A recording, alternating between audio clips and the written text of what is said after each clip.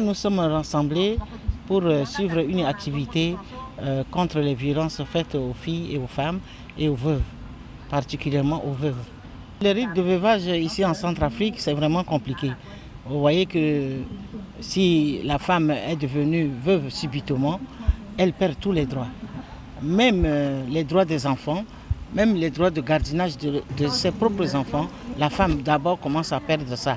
Et les biens de son mari après.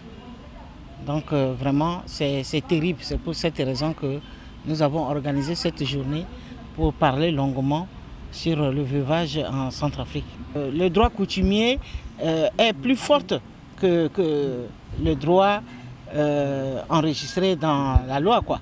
Mais c'est le droit coutumier qui bat le record. Donc une femme, quand elle perd son mari, c'est cette loi-là qui la frappe en premier lieu.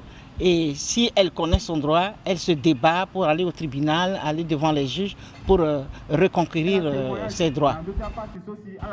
Les femmes veuves souffrent beaucoup, surtout quand leur mari meurt.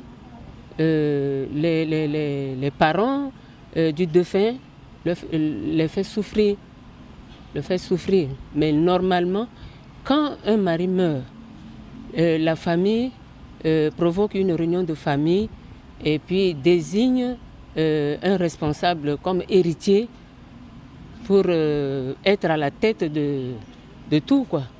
Vous savez, lorsqu'une femme perd son mari, d'abord la famille de son mari la dépouille de tous les biens, que ce soit elle et les enfants.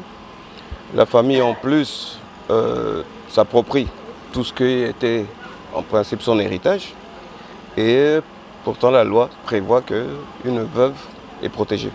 Et je pense dans le code pénal, que ce soit les articles 117 jusqu'aux articles 112 à 117, que ce soit dans le code de la famille, l'article 1052, prévoit des dispositions qui empêchent les parents de pouvoir dépouiller les veuves. Et c'est ce qui fait ce problème de violence basée sur le genre. Maintenant, il y a un autre aspect aussi, c'est que les veuves elles-mêmes ne reconnaissent pas leurs droits. Elles ne le connaissent pas plutôt. Ce qui fait qu'elles ne poursuivent jamais les auteurs de ceux qui leur font du mal.